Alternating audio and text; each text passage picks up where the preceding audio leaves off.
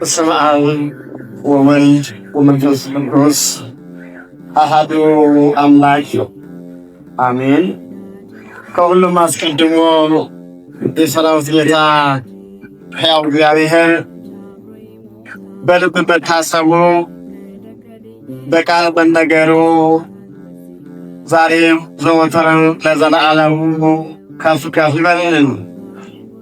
ክቡር አባታችን የዚሁ ታላቅ ዋና አስተዳዳሪ፣ በአጠቃላይ ሊቃውንተ ቤተ ክርስቲያን፣ መካነ ወንጌል ምዕመናንና ምዕመናት ሁላችሁ በየማይርጋችሁ በእግዚአብሔር ስም እንደምን አደራችሁ? ደቂቃዬን ለመጠቀም ነው። እንደምን አደራችሁ? እንደምን ሰነበታችሁ? ወበእንተሰ ይእቲ ዕለት ወይእቲ ሰዓት አልቦ ዘየአምራ። ይህችን ዕለት ያችን ሰዓት የሚያውቃት የለም። የቅዱስ ማቴዎስ ወንጌል ምዕራፍ 24 ከቁጥር 36 ላይ መነሻ አድርገን ባንለን በተሰጠን ደቂቃ መማር እንድንችል የኔን የኃጢአተኛውን አንደበት እንዲያከናውንልኝ እናንተም መስማት ብቻ ሳይሆን ማዳመጥ እንድትችሉ ሰላም እግዚአብሔር ከሁላችን ጋር ይሁንልኝ። ወገኖቼ በዚህ የመጽሐፍ ቅዱስ ክፍል የምንመለከተው ሁላችንም መረዳትና ማወቅ ያለብን ነገር ቢኖር የመጨረሻው ሰዓት ሁላችንም በንጉሡ ፊት የምንቆምበት፣ በንጉሡ ፊት የምንጠየቅበት ሰዓት የትኛው እንደሆነ የመረዳት አቅሙ እንደሌለንና ከወዲሁ በተሰጠን መመሪያ ተዘጋጅተን መቆየት እንዳለብን የሚያሳይ ክፍል ነው። ንጉሥ ውእቱ ክርስቶስ እውነት እሱ የባሕርይ አምላክ ነው። እውነት ዓለምን ፈጥሮ የሚገዛ ነው። ዓለምን ፈጥሮ የሚገዛ ንጉሥ ክርስቶስ ብቻ ነው። ዓለም ከመፈጠሩ በፊት የነበረ ፈጥሮም የሚገዛ የፈጠረውን ዓለም አሳልፎ ከዚያም በኋላ የሚኖር ጥንትና ፍጻሜ የሌለው ለስልጣኑ ለቸርነቱ መጠንና ልክ የሌለው አምላካችን ለስም አጠራሩ ክብርና ምስጋና ይሁንልን። አንድ 3 ነጥቦች ላሳያችሁ። የመጀመሪያው በምሳሌ የተነገረን የኖህ መርከብ ነው። ሁለተኛ በአንድ እርሻ 2 ሰዎች ያርሳሉ። ሶስተኛ በአንድ ወፍጮ 2 ሴቶች ይፈጫሉ። ምናልባት ሐሳቡ ወደ ኋላ የሚወስድ ይመስላል።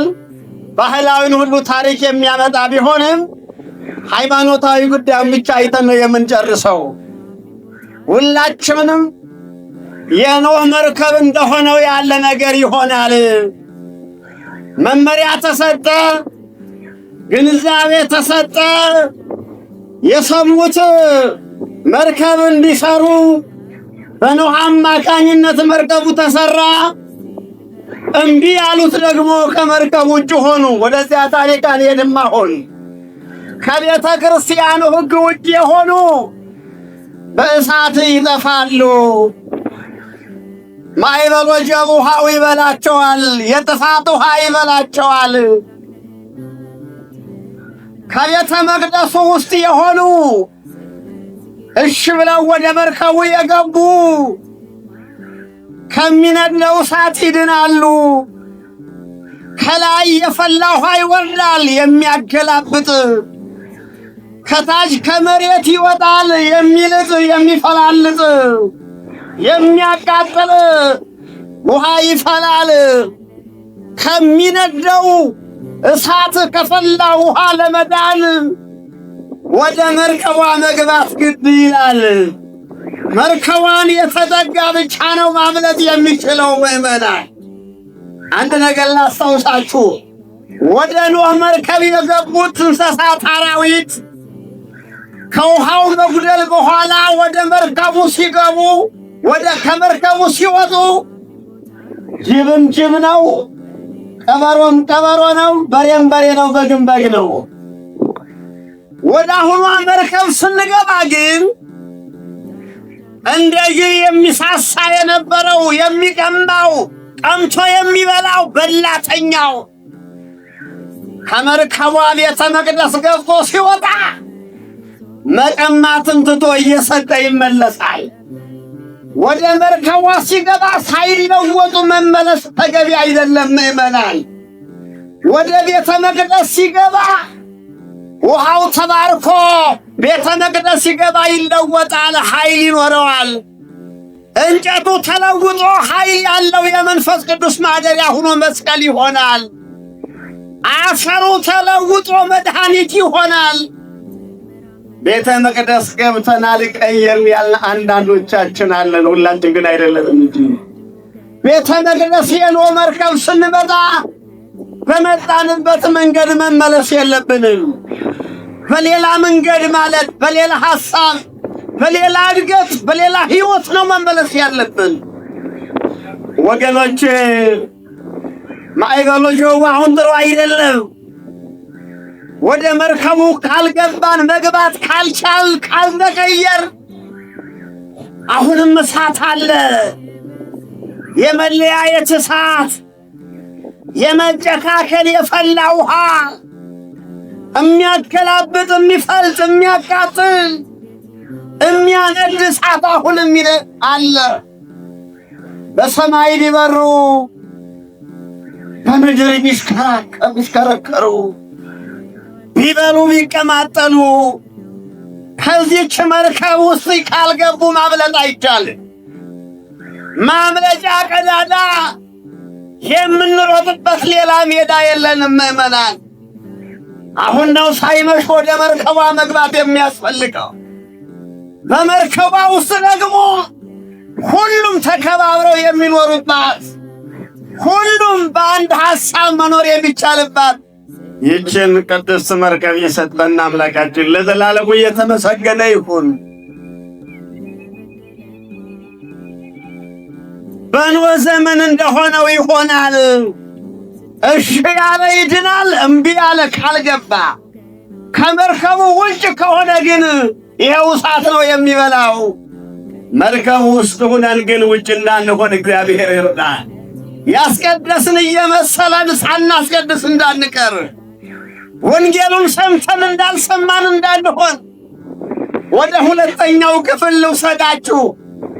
በአንድ እርሻ ሁለት ገበሬዎች ያርሳሉ።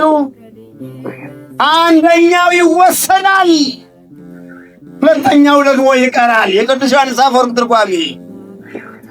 እርሻ የተባለች ይህቺ ቀዳማዊት ንግሥት ስንዷ እመቤት የእኛው ሕይወት መገኛ የሆነች ቤተ ክርስቲያን ናት። በአንድ እርሻ ሁለት ገበሬዎች ያርሳሉ። እዚህች ቤተ መቅደስ ውስጥ በእርሻ ቀራንዮ ላይ ታርሶ፣ ቀራንዮ ተዘርቶ፣ ቀራንዮ ላይ በቅሎ የተገኘውን አዝመራ በልተን የምንጠግብባት እርሻ፣ የዘላለም የሕይወት ምግብ በልተን ከመከራ የምንልባት እርሻ የተባለች ቤተ ክርስቲያን የሕይወት ምግብ ተዘርቶ የሚበቅልባት፣ የታመመ የሚድንባት፣ የተሰበረ የሚፈወስባት፣ የተራበ በልቶ የሚጠግብባት፣ ያጣ የሚያገኝባት ይህች አንዷ እርሻ።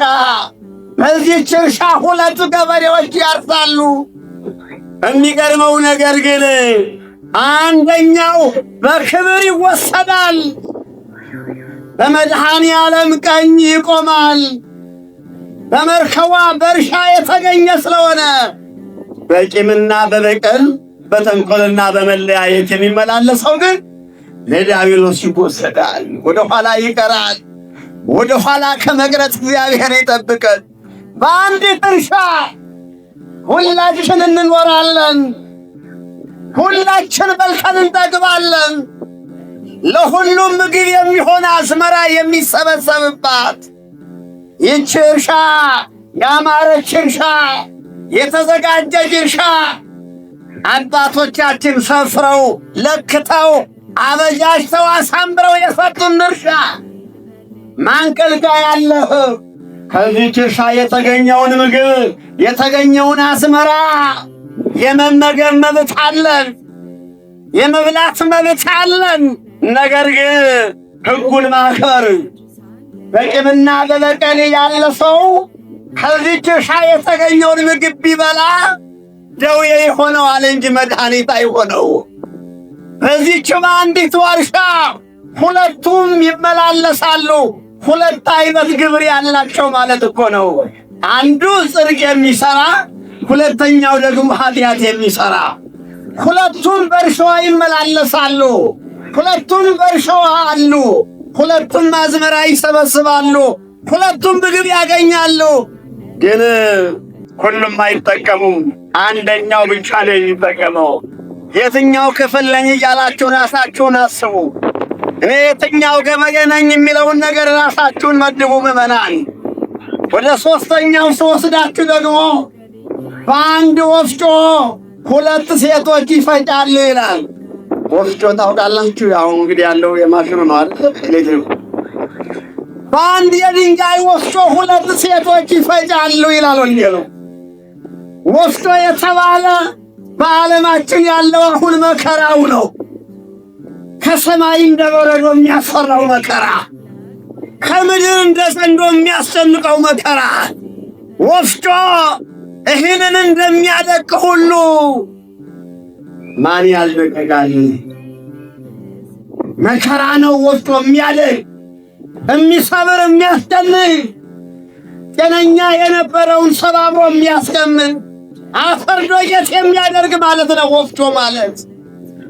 በአንድ ወፍጮ ማለት በዓለም ላይ በሚመጣው መከራ ሁለት ሴቶች አሉ ማለት፣ ሁለት አይነት ሰዎች አሉ ማለት ነው። አንደኛው ክፍል ወፍጮው ያደቀዋል፣ ወፍጮው ይሰብረዋል፣ እንደተሰበረ ይቀራል። እንደተሰበረ ከመቅረት መድኃኔዓለም ይጠብቃል። ሁለተኛው ክፍል ደግሞ መከራው ቢያደቀውም ተሰብሮም ባይቀር ወድቆም ባይቀር ወድቆ የሚነሳ በኃጢአት ወድቆ በንስሐ የሚነሳ አያችሁ ምዕመናን። በአንድ ወፍጮ ሁለት ሴቶች ማለት ይሄ ነው። እንግዲህ መከራው ለሁላችንም የሚመጣ መከራ ነው። አረጋዊ፣ ሕፃን፣ ሊቅ፣ የተማረ ያልተማረ አይልም። እሳቱ ሁሉን ይበላል፣ ወፍጮው ሁሉን ያደቃል፣ ያገኘውን ይሰብራል። ግን ተሰብሮ መቅረት የለም። በኦርቶዶክስ ተዋሕዶ ሃይማኖት ቤተ ክርስቲያናችን ሆስፒታል ናት። በዘመናችን ሕክምና ላጣ ሁሉ የተሰበረ ልብ መጠገን ትችላለች። ሁላችሁም እንደምታውቁት ምላስ አጥንት የለውም፣ ግን አጥንት ይሰብራል። በምላስ የተሰበረ፣ በአንደበት የተመታ፣ በሐሳብ የተጎዳ ሰው ሆስፒታል ቢሄድ ሕክምና ያገኘው። ምላስ የሰበረውን፣ ምላስ ያደቀቀውን የትኛውም ሆስፒታል ሊታከም አይችልም። ይቺ ቀዳማዊት ንግሥት ስንዱ እመቤት ቤተ ክርስቲያናችን ግን አዎ የልብ ሰርጀሪ ሰርታ ትፈውሳለች፣ ታክማለች። የተሰበራችሁ፣ የተቸገራችሁ፣ ወጥቶ መግባት ያሳቀቃችሁ፣ መከራ የበዛባችሁ ይህች አይደላችሁ መድኃኒታችሁ? የሁላችን መድኃኒት ወፍጮ የሰበረው ሁሉ አዎ በዓለማችን ያለው የመከራ ድንጋይ የሰበረው ሁሉ የሚድንባት ይህች ቤተ ክርስቲያን ናት። ያችን ሰዓት፣ ያችን ዕለት፣ ያችን ቀን የሚያውቃት የለም። ተማሪ ነኝ ጊዜ የለኝም፣ ሰራተኛ ነኝ፣ ሽማግሌ ነኝ፣ ወጣት ነኝ ብሎ ነገር የለም። ያችን ሰዓት የሚያውቃት የለምና ከዛሬ ጀምሮ ካሁኑ ሰዓት መዘጋጀት ያስፈልገናል። ሙሽራው ከሄደ በኋላ መጮህ እንዳይሆን፣ ንጉሡ ሲመጣ መንገዱን እናንሳለት። ነውር አይደለም እንዴ ምእመናን? ንጉሥ ሲመጣ እንዴት በሾህ ላይ ይመጣል?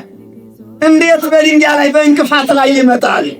ለንጉሡም አይመች መንገድ ከሆነ አይገባም። መንገድ እርሻ የተባለ የኛ ህሊና ነው።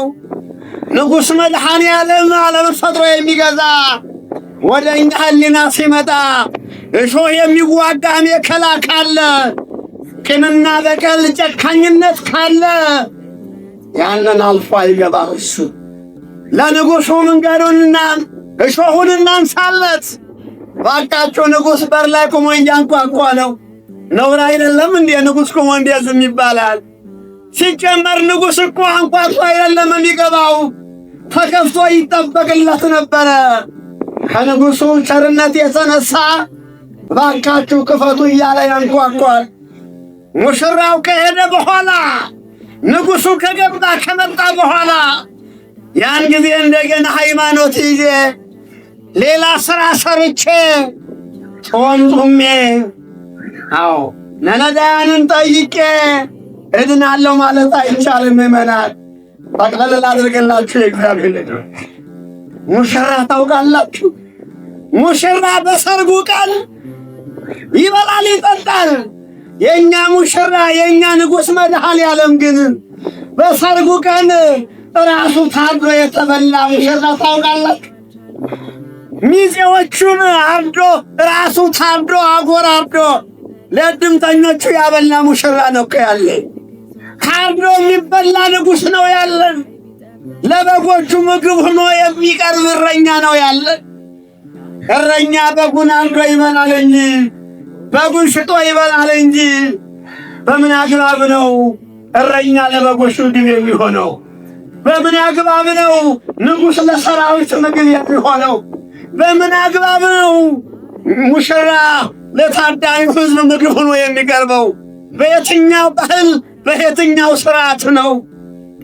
ከሕግ በላይ የተለየ ሕግ፣ ከሥርዓት በላይ የተለየ ሥርዓት የእኛ ንጉሥ የእኛ መድኃኔ ዓለም በአንድ ወፍጮ ላይ የሚፈጩትን ሁለቱም ሴቶች መምረጥ የሚችል፣ በአንድ እርሻ ላይ የሚያርሱትን ገበሬዎች ሰራተኞች መምረጥ የሚችል የመጨረሻ ምን ወገኖች፣ ገበሬው እርሻውን ይንከባከባል። እርሻው ላይ ያረፈው ዘር ይጠበቃል፣ ይታጠርለታል፣ ተክል እንዳይበላው ይጠበቃል። ነገር ግን መንገድ ላይ እንዳንወድቅ መንገድ ከልካይ የለም። ሁሉም የረገጠው ነው። ሁሉም የረገጠው ሁሉም የሚመላለስበት ነው። የቅዱስ ዮሐንስ አፈወርቅ ትርጓሜ መንገድ ሁሉም ይሄድበታል። በእኛ ህሊና ላይ ስንት ነገሮች ተመላለሱበት። ኃጢአት የሚመላለስበት መንገድ ላይ ኃጢአት ያለበት፣ ዘረኝነት የማያቋርጥበት፣ ክፋት የማያቋርጥበት፣ ምቀኝነት ሁልጊዜ የሚመላለስበት መንገድ ላይ ይዘራ አይበቅልም። ምእመናን ችግሩ ከዘሩ አይደለም፣ ችግሩ ከገበሬው አይደለም። የተቸገርነው እርሻው እርሻ መሆን ትቶ መንገድ እየሆነ ተቸገር። በእኛ የህሊና እርሻ ላይ ብዙዎች ተመላለሱበት። ፈቀድንላቸው፣ ከፕላን ውጭ ያለ መንገዱ ፈቀድንላቸው።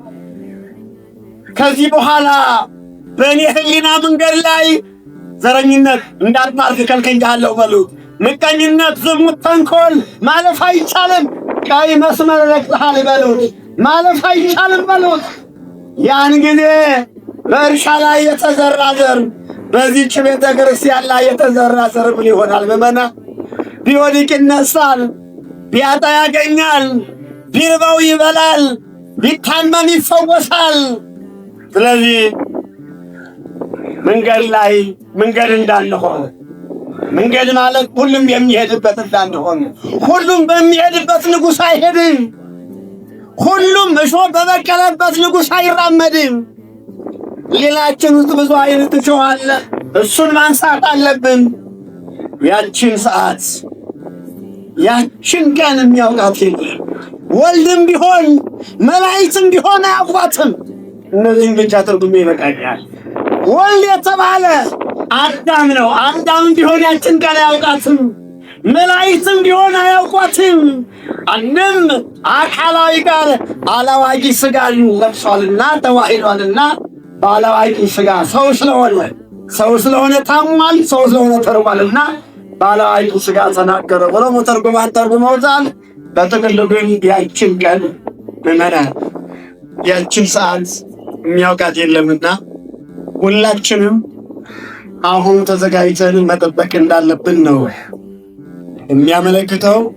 የተሰጠኝ 30 ደቂቃ ነው። ከመጨመር መቀነስ ስለሚሻል 25 ደቂቃ ተመልክተናል። በዚህ የ25 ደቂቃ ውስጥ መዘጋጀትን፣ መንገድ አለመሆንን፣ ጨካኝ አለመሆንን አይተናል። ንጉሱን አይተናል። ሁላችንም ይህን የሰማነው ሁሉ በሌላችን ያቆይልን፣ ለመንግስቱ ያብቃን።